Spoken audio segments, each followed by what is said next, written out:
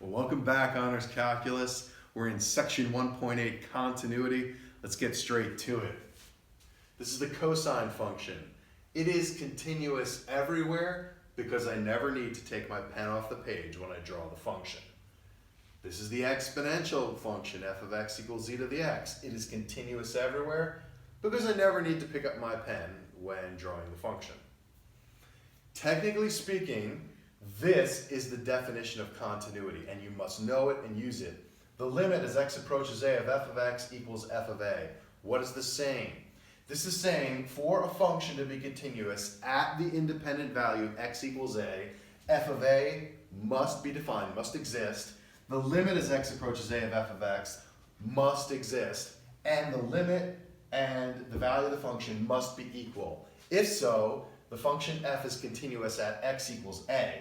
Now theoretically, you'd have to test the value of the function, this definition of the function at x equals every a, which would be an infinite number of tests, but in reality it's a much more pragmatic approach that we take. We'll get back to that later. Let's take a look at this function right here. It is a, what type of function?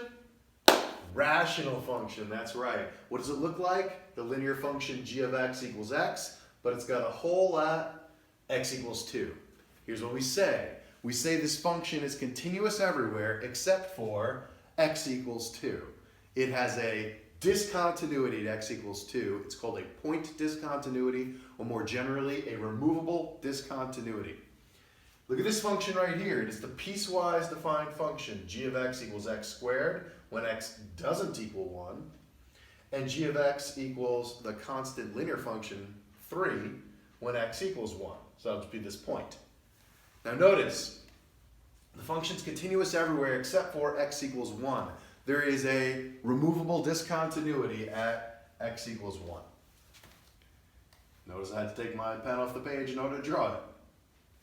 Okay, let's look at this function right here. This is a rational function that you've memorized. It has a discontinuity at x equals 0. Because the discontinuity is a vertical asymptote at x equals 0, we call it an infinite discontinuity. Same goes for this function right here. Because the discontinuity is a vertical asymptote, we call it an infinite discontinuity.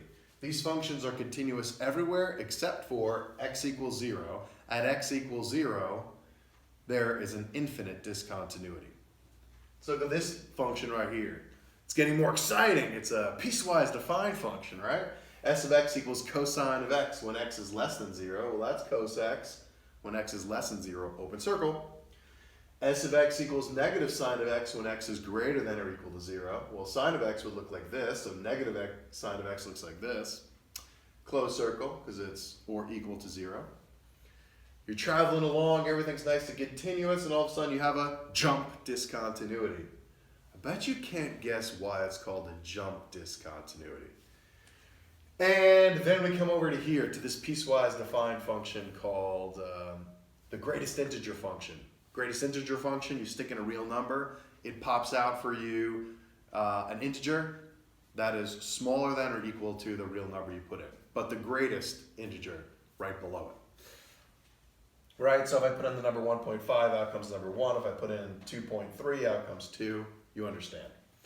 This function right here, a piecewise defined function, many pieces, has jump discontinuities at every integer. Look, continuous, continuous, jump discontinuity, continuous, continuous, jump discontinuity, continuous, continuous, jump discontinuity. All right, so let's review. These two functions, continuous everywhere. These two functions have removable discontinuities at x equals 2 and x equals 1. Otherwise, they're continuous everywhere else. These functions are continuous everywhere except for x equals 0. There they have vertical asymptotes, so we say they have infinite discontinuities. These guys have what we call jump discontinuities, and that happens at x equals 0, and for the greatest integer function at x equals 0, 1, 2, 3, 4, all the integers. All right, I told you we have to understand this definition of the limit. So important, okay? Here it is. The limit as x approaches a of f of x equals f of a. What does this mean? At the independent value x equals a, whatever value that is, f of a must exist, must be defined. The limit as x approaches a of f of x must exist, and they must be equal for the function to be continuous at x equals a. So clearly this is continuous at every a, at every independent value. Let's just choose a value and see how this works. Let's try pi. Okay, the limit as x approaches pi of f of x must equal f of pi for f to be continuous right here at x equals pi. Let's see if that's true. What is the limit as x approaches pi of f of x? Clearly, this value right here, which is -1. What is f of pi? Just stick pi into the f function, what comes out? -1. Does -1 equal -1? Yes. Therefore, we'd say this function is continuous at x equals pi. Now, we'd have to do that for every independent value, test every independent value. But we're never going to do that because it would take an infinite amount of time. So simply what we say is we know the cosine function is continuous everywhere by definition. It's like we've memorized a bunch of continuous functions. We get to name and claim that. All right, here we go. Same thing goes here. We would say this function is continuous everywhere because it's an exponential growth function. Let's look at this. Here our definition is going to fail. You want to see why it fails. Again, g of 2 must be defined. The limit as x approaches 2 of g of x must exist, and they must be equal for the function to be continuous at x equals 2. Well, we know it's not continuous at x equals 2. There's clearly a removable discontinuity.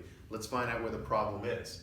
The limit as x approaches 2 of g of x. Well, as x approaches 2, g of x approaches 2. So that's fine. What is g of 2? Undefined. It's undefined. Therefore, we have a discontinuity. You don't have to go any further. Look over here. What's the limit as x approaches 1 of g of x? Well, as x approaches 1, g of x approaches 1. What is g of 1? 3. Okay? The left side exists, the right side exists here, but they're not equivalent. Therefore, there's a discontinuity at x equals 1. Are you seeing how to use the definition? In practice, with the definition, we only use the definition where we think we have a discontinuity. Okay?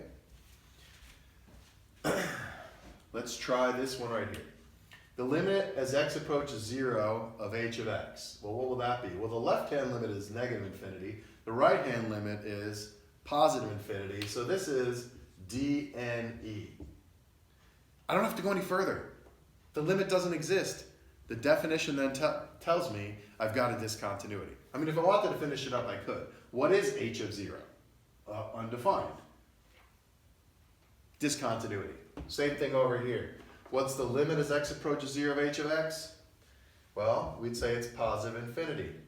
Understand this, positive infinity is information, but it's not actually a value of a limit. Positive infinity is the same as does not exist with some more information. I want you to know this, but I also want you to know that it's the same as does not exist with more information. What is h of 0? Undefined. Clearly this thing has failed so many ways, this definition. There's got to be discontinuity, and there is at x equals 0. All right, come up here. The limit as x approaches 0 of s of x. Well, what's that? Well, the left-hand limit is what? 1. The right-hand limit is 0. So what's the two-sided limit? Does not exist. You're done. This definition has been violated, therefore there is a discontinuity at x equals 1. If we wanted to finish it up, we could. What is s of 0? S of 0 is clearly 0. These things don't exist, are not equivalent. All right, let's try, we have many discontinuities here. Jump discontinuities at all the integers. Let's try the integer x equals 2. We're looking for a fail. What's the limit as x approaches 2 of s of x? Well, the left-hand limit is 2, 1. The right-hand limit is 2, so the limit does not exist. If we wanted to finish this up, we could, but we're done. We know we've got a discontinuity. S of 2 is equal to 2, but clearly those are not equivalent. All right. I hope you are getting this. If you graph these functions, you can see where the discontinuities are. That's the first thing. You can name them. These are removable discontinuities, infinite discontinuities, jump discontinuities. Next, you can see that there are whole classes of functions that we know, like linear functions, polynomials, sine function, cosine function, exponential function, that are continuous over their whole domains. In fact, those are continuous over all real numbers. We get to just state that. The question is there a discontinuity for the function f of x equals cosine of x? I would answer it saying no. The function is continuous everywhere because it is the cosine function, and we know it to be continuous everywhere. However, rational function, you can immediately see there's something weird going on here at x equals 2. You can then use this test. If you use this test, you'll see it'll fail, telling you there's a discontinuity. If you graph it, you'll know that discontinuity is a point discontinuity, a removable discontinuity.